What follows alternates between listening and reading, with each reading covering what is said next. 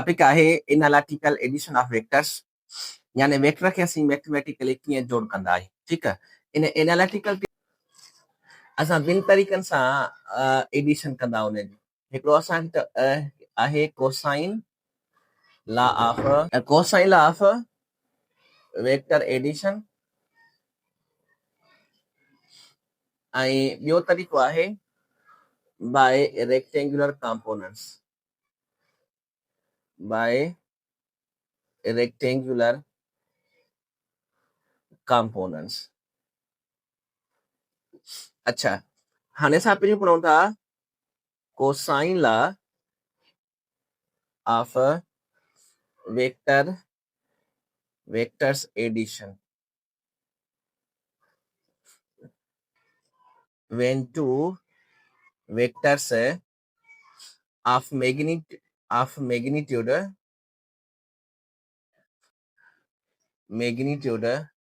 a mod and b mod अच्छा vector जेकर ए असां लिखूं था न ही वेक्टर ए जी रिप्रेजेंटेशन आहे हिनखे चइबो त वेक्टर ए आहे अच्छा इन ही वेक्टर जो जेकर मैग्नीट्यूड लिखंदव त उनखे तव्हां छा में लिखंदव मॉड में लिखंदव या तव्हां विदाउट एरो जे लिखंदव ठीकु आहे यानी वेक्टर ए ॾेई करे मॉड में लिखो त बि रिप्रेजेंटेशन आहे मैग्नीट्यूड जी या विदाउट एरो जे लिखो त बि रिप्रेजेंटेशन आहे मैग्नीट्यूड ऑफ वेक्टर ए जी ठीकु आहे अच्छा and angle between them is theta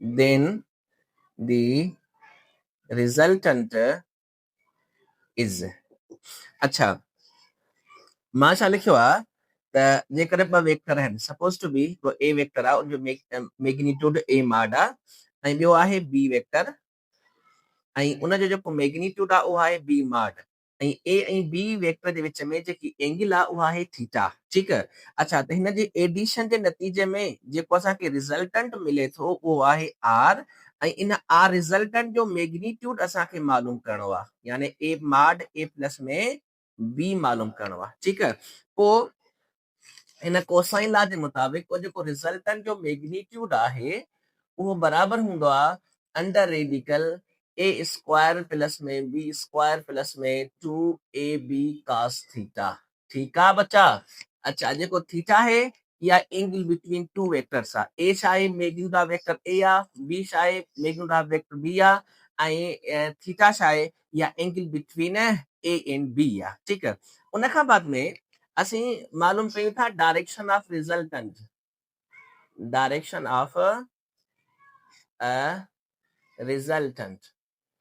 यानी डायरेक्शन ऑफ रिजल्ट जो मतलब इहो आहे त जेको न ए ऐं बी वेक्टर जी एडिशन जे नतीजे में जेको रिजल्टेंट वेक्टर मिलियो आहे उहो रिजल्टेंट वेक्टर अला एक्स एक्सिस सां केतिरी एंगल ठाहे थो यानी उनखे चवंदासीं अल्फा ठीकु आहे तव्हां जेको बि नालो ॾेई सघो था उनखे फाइ सां वठो फाइ वठो साइ वठो कुझु बि लिखी सघो था मां उनखे डायरेक्शन ऑफ रिजल्टेंट खे अल्फा सां ज़ाहिर कयां थो ऐं उहो बराबरि छा ॾे आहे उहो बराबरि आहे tan inverse B sine theta upon A plus में बी कॉस थीटा है ठीक है हाणे ही तव्हांखे थी वियो resultant of two vectors R जेको ही मॉड आहे ही जेको आहे फार्मूला इन मां तव्हांखे ए ऐं बी वेक्टर जी एडिशन जो रिजल्टेंट मिलंदो ऐं उन खां बाद में जेको तव्हांखे रिजल्टेंट मिले थो उहो बि वेक्टर हूंदो ऐं उहो उनजो direction tan inverse B sine theta upon A plus में बी कॉस थीटा जे बराबर थींदो ठीक है अच्छा जेकर मां एमसीक्यू लिखां थो two vectors of magnitude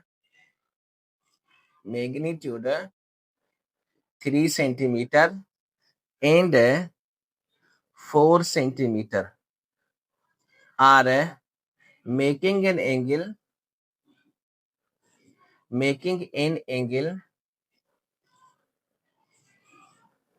60 degree ठीक है अच्छा the magnitude of resultant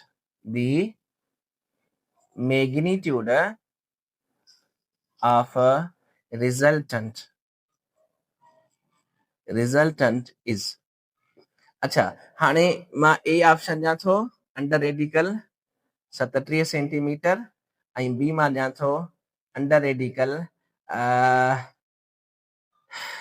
38 या 47 सेंटीमीटर ऐं मां सी ॼां थो अंडर रेडिकल 25 सेंटीमीटर ऐं डी मां ॼां थो अंडर रेडिकल 740 या 57 सेंटीमीटर। अच्छा छाजे बराबरि थींदो ॿुधायो? तव्हांखे मिलियल छा आहे?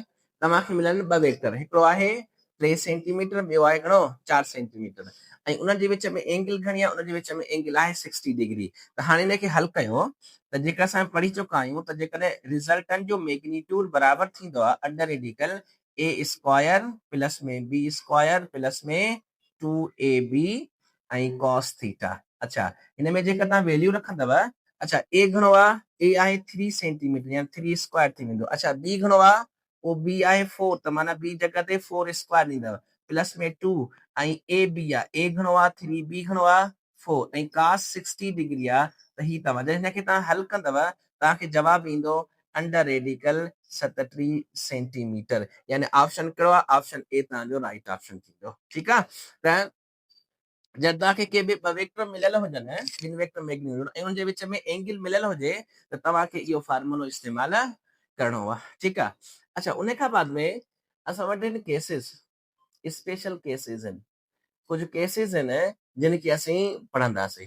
अच्छा नंबर पहिरियों आहे त जेकॾहिं इफ मैग्नीट्यूड ऑफ ए ऐं मैग्नीट्यूड ऑफ बी वेक्टर पाण में बराबर हुजे, मतलब इन जो इहो आहे त जेकॾहिं उहे ॿ वेक्टर पाण में इक्वल मैग्नीट्यूड हुजनि। अच्छा ऐं उन्हनि जे विच में एंगल घणी आहे? उन्हनि जे विच में एंगल जेकी आहे उहा थीटा आहे। एंगल घणी आहे? उहा आहे थीटा। ठीकु आहे। त जो रिज़ल्टेंट छाजे बराबरि थी वेंदो? अच्छा जेकॾहिं ही कंडीशन रखी करे तव्हां हल कंदव त ही रिज़ल्टेंट जो मैग्नीट्यूड बराबरि थींदो अंडर रेडिकल।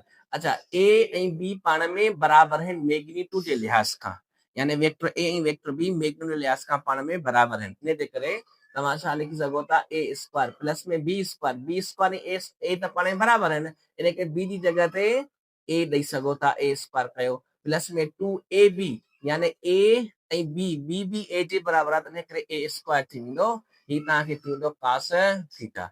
अच्छा तव्हां हिनखे हल कंदव त जेको रिज़ल्टेंट जो मैग्नीट्यूड तव्हांखे बराबरि मिलंदो उहो तव्हांखे मिलंदो, हिनखे जेके सॼे खे हल कंदव उहो तव्हांखे मिलंदो 2a cos theta upon 2j, 2a cos theta upon 2j। हिनखे तव्हां यादि रखिजो। इफ टू वेक्टर्स, अच्छा टू वेक्टर्स, अच्छा two vectors are equal in magnitude, equal in magnitude, equal in magnitude and angle between them is theta, angle between them is theta, then the resultant, then the resultant is number A मां लिखां थो under radical 2a, अच्छा B मां लिखां थो under radical, B मां लिखां थो a प्लस में b ऐं सी मां लिखां थो तव्हांखे 2a cos थीटा अपान 2 ऐं डी मां लिखां थो 2a sin थीटा अपान 2। हाणे मूंखे ॿुधायो छा थींदो हिन जे बराबरि? अच्छा जेका ॿ वेक्टर्स आहिनि जेके इक्वल मैग्नीट्यूड में आहिनि, यानी उनजो मैग्नीट्यूड बराबरि आहे, ॿ वेक्टरनि जो मैग्नीट्यूड बराबरि आहे ऐं उनजे विच में एंगल छा आहे? एंगल थीटा आहे। इहो ॿुधायो त उनजे रिज़ल्टेंट जो मैग्नीट्यूड छाजे बराबरि थींदो? ऐं तव्हां पढ़ी आया तव्हां कंडीशन पुट करे त रिज़ल्टेंट जेको थी वेंदो उहो थी वेंदो 2a cos theta upon 2j। ठीकु आहे। Two forces of magnitude 100 Newton each. The angle between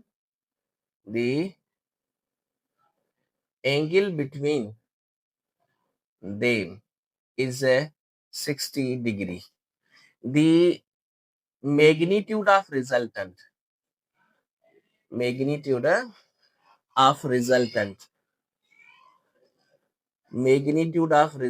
थींदो। अच्छा तव्हांखे मिलियल छा आहे? तव्हांखे मिलियल आहे 100 न्यूटन जा ॿ फोर्स मिलियल आहिनि, हुनजे विच में एंगल केतिरी आयो आहे? अच्छा हाणे मूंखे इहो ॿुधायो त छा थी वेंदो 100 अंडर रेडिकल 3 न्यूटन थी वेंदो। बी आहे 50 अंडर रेडिकल 3 न्यूटन थी वेंदो। ऐं सी आहे तव्हांखे 150 ऐं अंडर रेडिकल 3 न्यूटन थी वेंदो। या डी तव्हांखे थी वेंदो 25 इंटू 10⁻³ न्यूटन। हाणे मूंखे ॿुधायो छा थींदो, जल्दी कयो ॿुधायो। अच्छा हाणे असांखे छा कंडीशन आहे त ॿ फोर्सिस आहिनि, घणा फोर्सिस आहिनि, ॿ फोर्सिस आहिनि, ऐं ॿिन्ही जो मैग्नीट्यूड छाजे बराबर आहे, इक्वल आहे, 100 जे बराबर आहे। ठीकु आहे, त असांखे ॿ फोर्सिस आहिनि यानी ॿ वेक्टर्स आहिनि ऐं उन्हनि जो हर हिक जो मैग्नीट्यूड पाण में बराबर आहे, त कहिड़ी कंडीशन इस्तेमालु करणी पवंदी, असांखे करणी पवंदी 2a cos थीटा अपॉन 2 वारी कंडीशन, छो त ॿ फोर्सिस पाण में बराबर आहिनि मैग्नीट्यूड लिहाज़ खां। अच्छा जेकर तव्हां रिज़ल्टन जो मैग्नीट्यूड कढंदव उहो छाजे बराबर थी वेंदो, उहो बराबर थी वेंदो 2a cos थीटा अपॉन 2। अच्छा 2 ऐं उन खां बाद में ॾिसो हे ए जनरल वेक्टर आहे, को बि छा आहे जनरल वेक्टर आहे। असांजे वेक्टर कहिड़ा थिया आहिनि, असां फोर्स कयो आहे न, इन करे तव्हां हिते इनखे ए खे फोर्स सम्झंदव त हिकिड़ो फोर्स वेक्टर आहे। अच्छा हे छा आहे 100 आहे ऐं उन खां बाद में कॉस जेकी आहे 60 डिग्री आहे। अच्छा 60 डिवाइड बाय छा थी वेंदो 2। अच्छा हिनखे सिंप्लीफाई कंदव त ही थी वेंदो तव्हांखे 200 ऐं अंडर रेडिकल cos 60 अपॉन 2 मां cos 30 जेको आहे उहो आहे अंडर रेडिकल 3 अपॉन 2।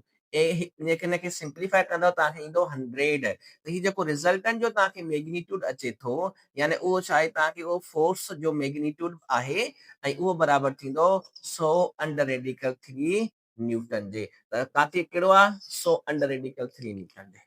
ठीकु आहे ओके।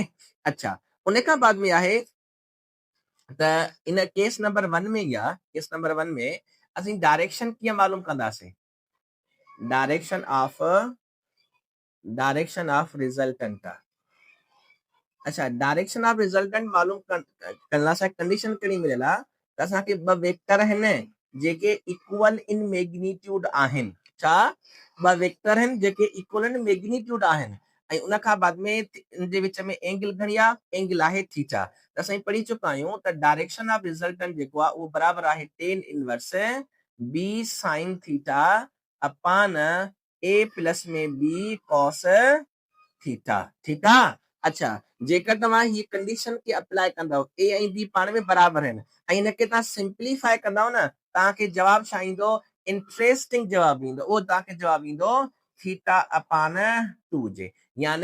यानी कंडीशन छा आहे त जेकर ॿ वेक्टर इक्वल मैग्नीट्यूड आहिनि ऐं उनजे विच में एंगल थीटा आहे त पोइ डायरेक्शन ऑफ रिजल्टेंट छाजे बराबर थींदो, उहो छाजे बराबर थींदो त उहो थींदो half angle between two vectors. यानी जेकी एंगल ॿिनि वेक्टरनि में मिलियल हूंदी उन्हनि जे हाफ जे बराबर थींदो डायरेक्शन ऑफ रिजल्टेंट।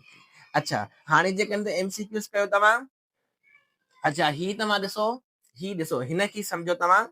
अच्छा जेकॾहिं मां हिनखे इहो साॻियो लिखां थो त जेकर two forces of magnitude 100 newton आहिनि ऐं उनजे विच में एंगल जेकी घणी आहे 60 डिग्री आहे त पोइ डायरेक्शन ऑफ रिजल्टेंट छाजे बराबर थींदो, सिंपली छा कंदव त जेकी एंगल बिटवीन टू वेक्टर आहे उनजो छा कंदव हाफ कंदव, तव्हांखे उहो डायरेक्शन ऑफ रिजल्टेंट मिलंदो। अच्छा हाणे जेकर तव्हां एमसीक्यू लिखो इहो साॻियो हिनखे लिखो त two forces of same magnitude having a angle between them is a 60। the direction of resultant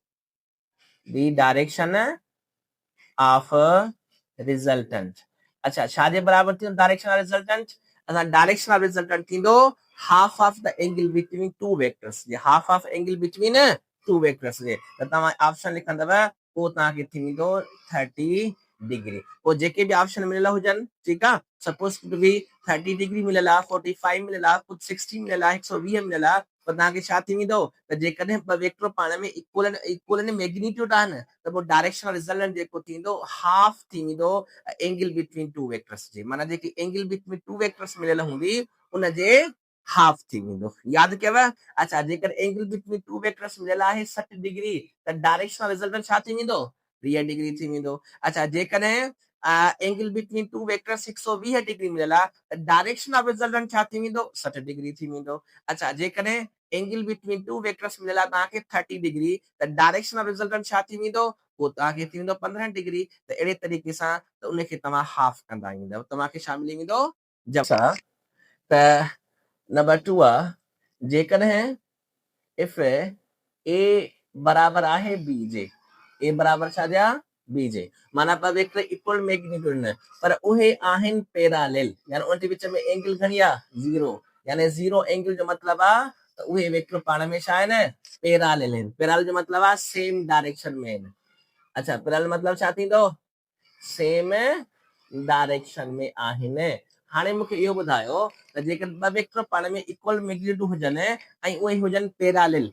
इहो ॿुधायो त उनजो डायरेक्ट रिजल्टेंट छा जे बराबर थी वेंदो ऐं डायरेक्शन ऑफ रिजल्टेंट छा जे बराबर थींदो अच्छा हाणे जेकॾहिं में इहे कंडीशन पुट कंदासीं असीं त छा जे बराबर थींदो अच्छा हाणे हिनखे ॾिसो असां ही मालूम करे आया आहियूं न त ही जेको रिजल्टेंट जो मैग्नीट्यूड आहे त ही 2a cos थीटा अपन 2 आहे इहो तॾहिं आहे जॾहिं ॿ वेक्टर पाण में छा आहिनि इक्वल मैग्नीट्यूड आहिनि ऐं पोइ रुगो हीअ कंडीशन इस्तेमालु कयो हे थींदो 2a cos थीटा अपन 2 आहे अच्छा हिन में एंगल घणी आहे 0 आहे त 2a cos छा थी वेंदो 0 अपन 2 ऐं हीअ छा थींदो डिग्री तव्हांखे जवाब मिलंदो 2a तव्हांखे छा मिलंदो जवाब तव्हांखे मिली वेंदो 2a त हाणे ॾिसो हिन ते एमसीक्यू ठाहियो त two vectors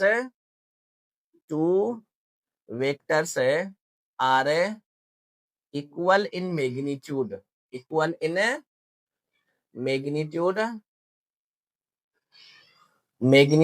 and parallel in direction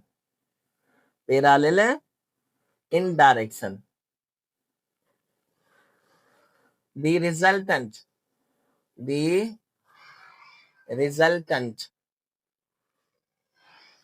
is resultant छा जे बराबर थींदो नंबर ए मां लिखां थो a प्लस में b जे ऐं b मां लिखां थो अंडर रेडिकल 2a जे c मां लिखां थो 2a जे d लिखां थो 2a sin थीटा पान 2 जे हाणे मूंखे ॿुधायो छा जे बराबर थींदो अच्छा कंडीशन छा तव्हांखे मिलियल आहे ॿ वेक्टर इक्वल इन मैग्नीट्यूड आहिनि अच्छा ऐं पैरेलल आहिनि डायरेक्शन में यानी उन्हनि जो मैग्नीट्यूड बराबर आहे ऐं उन जी डायरेक्शन बि बराबर आहे हाणे ॿुधायो छा जे बराबर थी वेंदो 2a जे बराबर थी वेंदो छो असां कंडीशन पढ़ी चुका आहियूं अच्छा हाणे उन खां बाद में त जेकर मां लिखां थो त टू वेक्टर्स अच्छा उन खां पोइ जेकर डायरेक्शन तव्हां ॾिसो था डायरेक्शन ऑफ रिजल्टेंट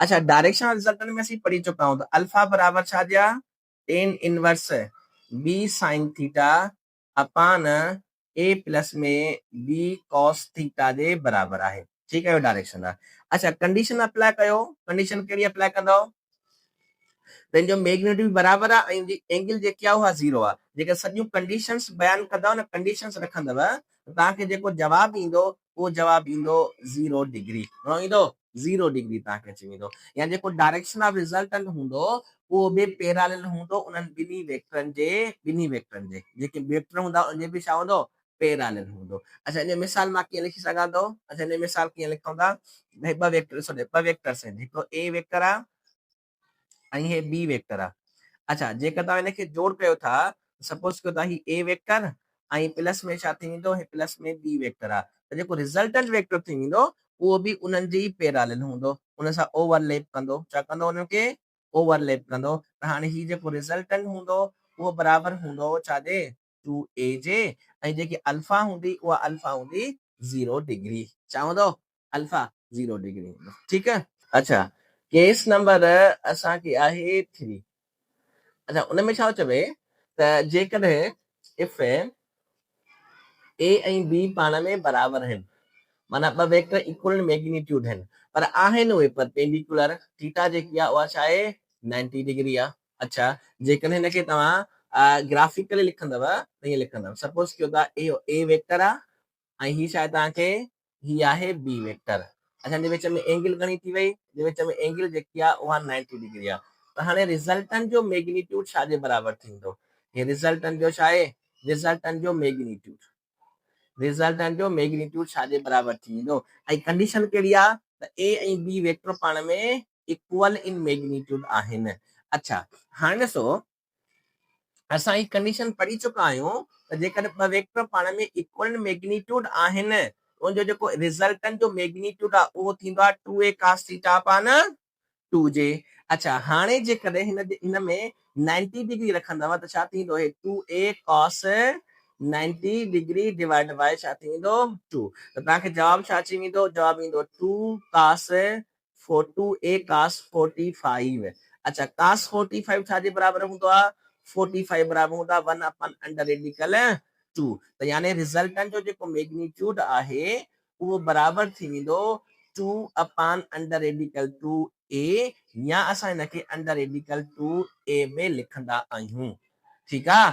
अच्छा हाणे त एमसीक्यू छा अथव त जेकर ॿ वेक्टर पाण में इक्वल मैग्नीट्यूड हुजनि ऐं उहे हुजनि परपेंडिकुलर त उनजो मैग्नीट्यूड छाजे बराबर थींदो त मैग्नीट्यूड बराबर थींदो छाजे 2a under radical 2a J. when vector a and b are equal in magnitude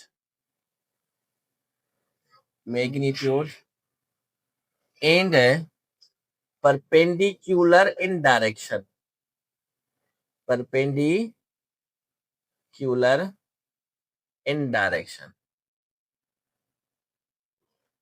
the resultant is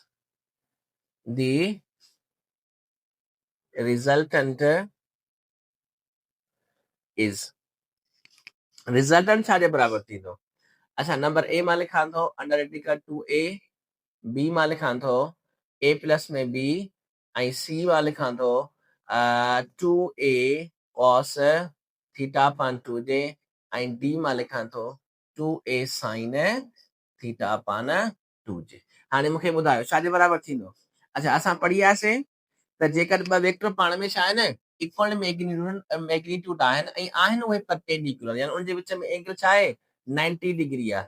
ठीकु आहे त उनजो रिजल्टेंट छाजे बराबर थींदो रिजल्टेंट थींदो अंडर रेडिकल 2a जे त जेको ऑप्शन थींदो उहो ऑप्शन तव्हांखे थींदो ए। 3 में केस नंबर 3 में असीं डायरेक्शन ऑफ रिजल्टेंट पढ़ंदासीं डायरेक्शन ऑफ रिजल्टेंट छाजे बराबर थींदो। अच्छा असां कंडीशन कहिड़ी पढ़ी आहे असां कंडीशन इहा पढ़ी आहे त ॿ वेक्टर इक्वल मैग्नीट्यूड आहिनि ऐं परपेंडिकुलर आहिनि डायरेक्शन में यानी थीटा जेकी आहे उहा 90 डिग्री आहे। अच्छा जेका असां अल्फा मालूम कयूं था त अल्फा थींदी tan inverse B sine theta upon A plus में बी कॉस थीटा। अच्छा जेकर इहा कंडीशन तव्हां रखंदव ए बी पाण बराबर करे ऐं साइन 90 रखंदव त तव्हांखे जेको जवाब अची वेंदो उहो जवाब अची वेंदो 45 डिग्री। अच्छा रखो हिनखे सिंप्लीफाई करे रखो। अच्छा ही थी वेंदो ए साइन थीटा थीटा घणो आहे 90 डिग्री आहे ऐं उन खां बाद में ए घणो आहे ए प्लस में छाजे आहे बी आहे ए प्लस में बी थी वेंदो।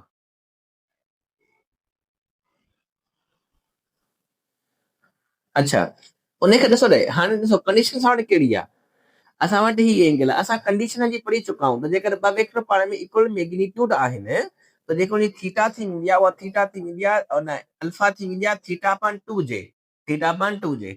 अच्छा जेकर हिनजे विच में एंगल आहे 90 डिग्री त पोइ 90 अपान 2 छाजे बराबर थी वेंदो हे तव्हांखे थी वेंदो 45 जी डिग्री चई थी वेंदो 45 डिग्री इनखे यादि रखी छॾिजो त जेकर ॿ वेक्टर पाण में इक्वल मैग्नीट्यूड आहिनि ऐं परपेंडिकुलर बि आहिनि त जेको डायरेक्शन ऑफ रिजल्टेंट थींदो उहो डायरेक्शन रिजल्ट थींदो 45 डिग्रीअ जे। अच्छा जेकर हिनखे हल कयो त बि तव्हांखे साॻियो 45 ई मिलंदो। अच्छा हल करे ॾिसो अल्फा जेको आहे उहो आहे टेन इनवर्स अच्छा ही छा आहे ए साइन 90 डिग्री ऐं डिवाइड बाय ए प्लस में अच्छा बी अच्छा बी बी ए जे बराबर आहे ए कॉस छाजे बराबर थींदो वो cos में 90 डिग्री बराबर थींदो। ठीकु आहे। अच्छा साइन 90 मतलब साइन 90 जो मतलब आहे 1 साइन 90 जो मतलब थी वेंदो 1 जे बराबर।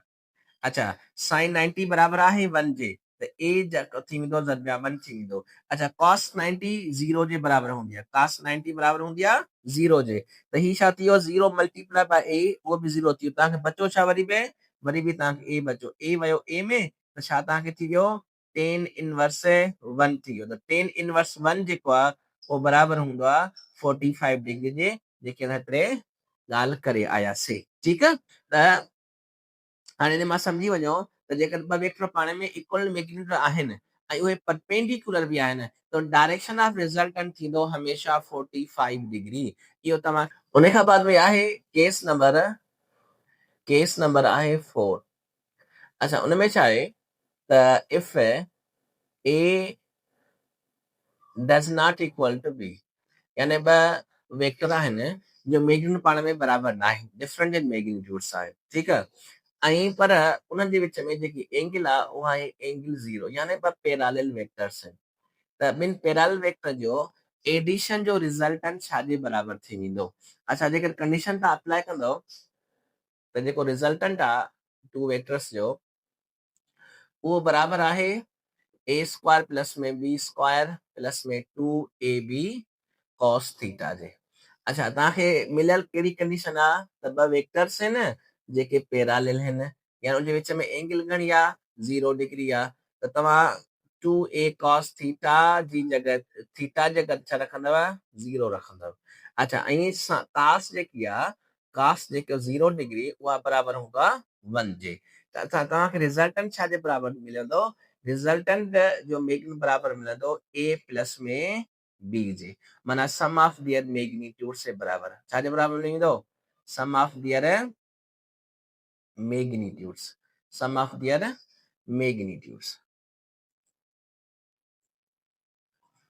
अच्छा हाणे जेकर मां तव्हांखे चवां थो त two vectors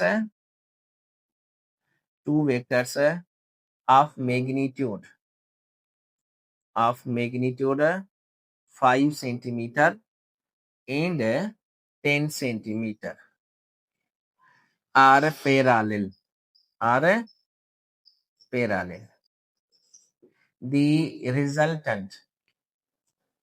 The magnitude of resultant is, अच्छा ॿुधायो छाजे बराबर थींदो। जेके ॿ वेक्टर्स आहिनि 5 सेंटीमीटर 10 सेंटीमीटर आहिनि पर उहे आहिनि पैरेलल, उनजे विच में एंगल घणी आहे, एंगल आहे 0, त उनजे विच में रिजल्टेंट छाजे बराबर थी वेंदो। अच्छा मां लिखां थो 10 सेंटीमीटर, बी लिखां थो 5 सेंटीमीटर, सी लिखां थो 15 सेंटीमीटर ऐं डी लिखां थो 20 सेंटीमीटर।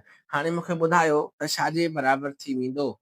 अच्छा हाणे तव्हां पढ़ी चुकव त जेकर ॿ वेक्टर पाण में पैरेलल आहिनि, ॿ वेक्टर पाण में छा आहिनि पैरेलल, उनजो जेको रिजल्टेंट जो मैग्नीट्यूड थींदो उहो सम ऑफ देयर मैग्नीट्यूड से बराबर थींदो।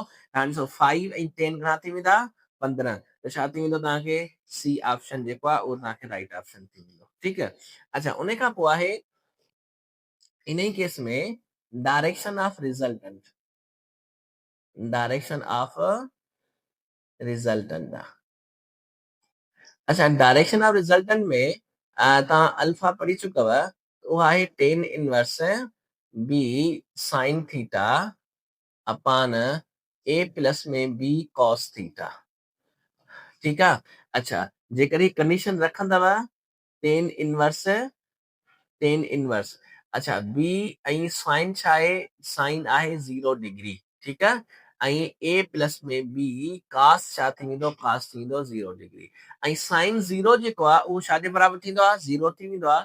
त ही टोटली जेको आहे इहो टर्म छा थी वेंदो 0, tan इनवर्स थी वेंदो 0 ऐं tan 0 बराबर छा थींदो आहे 0 थी वेंदो आहे। अच्छा इन जो मतिलबु इहो आहे त जंहिं असां जेके पैरेलल वेक्टर्स आहिनि, सपोज टू बी जेकॾहिं हिकिड़ो ए वेक्टर आहे ऐं ही छा आहे हे बी वेक्टर आहे। अच्छा ॿई आहिनि पैरेलल, माना सेम डायरेक्शन में आहिनि। ठीकु आहे। त रिजल्टेंट जेको थींदो उहो उनजे ओवरलैप कंदो न, रिजल्टेंट ओवरलैप कंदो, जेको डायरेक्शन थी वेंदो रिजल्टेंट जो उहो छा थी वेंदो, उहो बि त 0 डिग्री थी वेंदो। ठीकु आहे न। ओके असांखे केस नंबर 5 आहे। अच्छा उन में छा आहे त जेकर if a does not equal to b, जेकर ॿ वेक्टर पाण में इक्वल अनइक्वल मैग्नीट्यूड आहिनि अनइक्वल मैग्निट्यूड माना पंज मैग्निट्यूड पाण में बराबर नाहे। अच्छा पर उन उहे आहिनि परपेंडिकुलर, उन विच में एंगल घणी आहे परपेंडिकुलर आहिनि। ठीकु आहे, ॿ वेक्टर आहिनि पाण में पर परपेंडिकुलर आहिनि। ठीकु आहे, इक्वल नॉन इक्वल मैग्निट्यूड आहिनि। हाणे इहो मूंखे ॿुधायो तुंहिंजो रिज़ल्टेंट छाजे बराबर थींदो। अच्छा रिज़ल्टेंट जो मैग्निट्यूड बराबर थींदो आहे ए स्क्वायर प्लस में बी स्क्वायर प्लस में 2ab ऐं कॉस छा थी वेंदो, कॉस थी वेंदो 90 degree.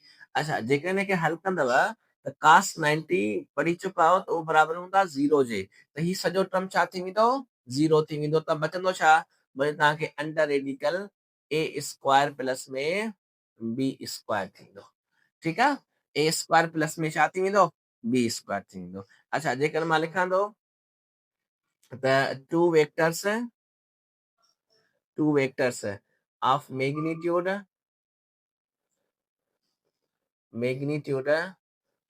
3 centimeter and 4 centimeter are perpendicular to each other, perpendicular to each other. The magnitude of resultant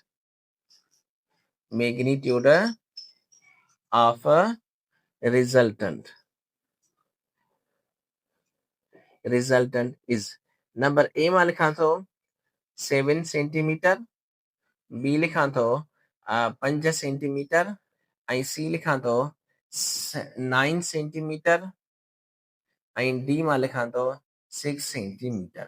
अच्छा मां तव्हांखे छा ॾिनो आहे त ॿ वेक्टर आहिनि, two vectors of magnitude 3 centimetre and 4 centimetre. ठीकु आहे, पर आहिनि छा, आहिनि परपेंडिकुलर।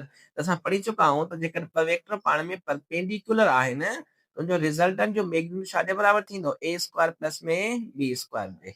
अच्छा तव्हां हिनखे सिंप्लीफाई कंदव, ए घणो आहे 3g स्क्वायर प्लस में बी घणो आहे 4 स्क्वायर आहे, त तव्हांखे छा मिली वेंदो न 3 जी स्क्वायर 9 ऐं 3 जी स्क्वायर 16 ऐं 4 ऐं 9 उन 16 ई 9 ऐं 16 घणा थी वेंदा 25।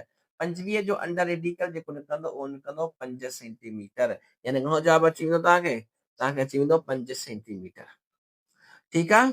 अच्छा हाणे जेका तव्हां डायरेक्शन मालूम कयूं था, डायरेक्शन ऑफ रिजल्टेंट मालूम कयूं।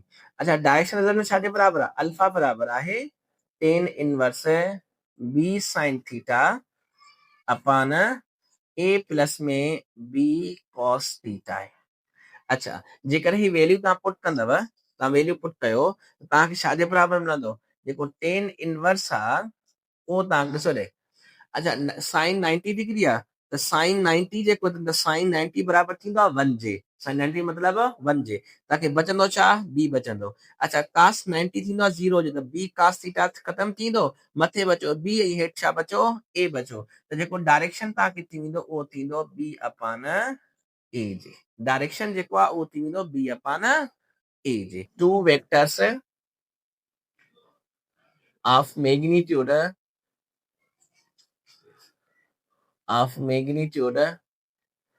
3 centimeter and 4 centimeter are perpendicular to each other.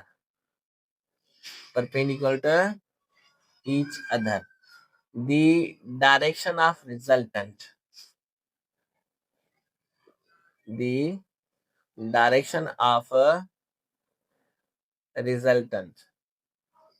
is, अच्छा मां लिखां थो 37 डिग्री, बी मां लिखां थो 53 डिग्री, सी लिखां थो 45 डिग्री, डी लिखां थो 0 डिग्री। छाजे बराबर थी वेंदो, बराबर थींदो 53 डिग्री। अच्छा कीअं कंदव, त अल्फा असां पढ़ी चुकासीं, अल्फा आहे tan इनवर्स बी अपान ए जे। अल्फा बराबर छा आहे tan इनवर्स बी अपान ए जे। अच्छा जेकर तव्हां हिनखे हल कंदव त थींदो tan इनवर्स, अच्छा बी केतिरो आहे 4 अपान 3। अच्छा 4 अपान 3 खे तव्हां हल कंदव तव्हांखे जवाब जेको ईंदो उहो ईंदो तव्हांखे 53 डिग्री। अल्फा जेको तव्हांखे मिली वियो उहो मिली वियो 53 डिग्री। अच्छा उन खां पोइ आहे 6, केस नंबर आहे 6। अच्छा उन में छा आहे, अच्छा इंटरेस्टिंग केस आने के समझो।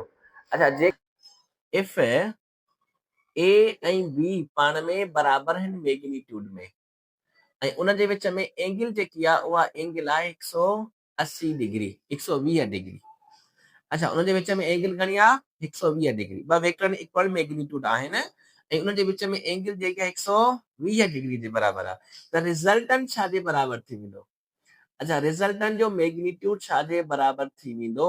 अच्छा ही जेको एमसीक्यू आहे अक्सर करे ईंदो आहे तव्हांखे ईअं ईंदो त two vectors of equal magnitude and the resultant of is equal of one vector then the angle between two vectors is तव्हांखे ईअं ईंदो आहे ठीकु आहे। अच्छा तव्हांखे कीअं ईंदो त ईंदो two vectors are equal in magnitude equal in magnitude equal magnitude and the resultant is equal of one vector equal of one vector the angle between vectors angle between vector a and b is अच्छा number A में लिखा थो 0 degree B लिखा थो 45 degree C लिखा थो 60 degree D लिखा थो 120 डिग्री छा थी वेंदो 120 डिग्री थी वेंदो।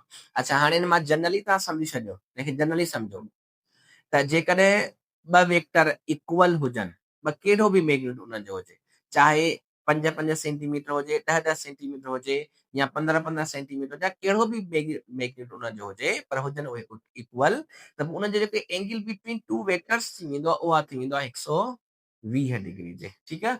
अच्छा जेके रिज़ल्टेंट जेको आहे असीं पढ़ी चुका आहियूं त जेकॾहिं ॿ वेक्टर पाण में इक्वल आहिनि त रिज़ल्टेंट थींदो आहे 2a cos theta upon theta upon 2 जे। अच्छा पोइ जेकॾहिं जे विच में एंगल घणी आहे उहा एंगल आहे 120 डिग्री घणो आहे 120 अपान 2। अच्छा 100 cos 120 अपान 2 120 अपान 2 थींदो 60 ऐं cos 60 छा जे बराबर थींदो आहे cos 60 बराबर थींदो आहे 1 अपान 2 जे। 2 2 कैंसिल थी वियो त जेको रिज़ल्टेंट वेक्टर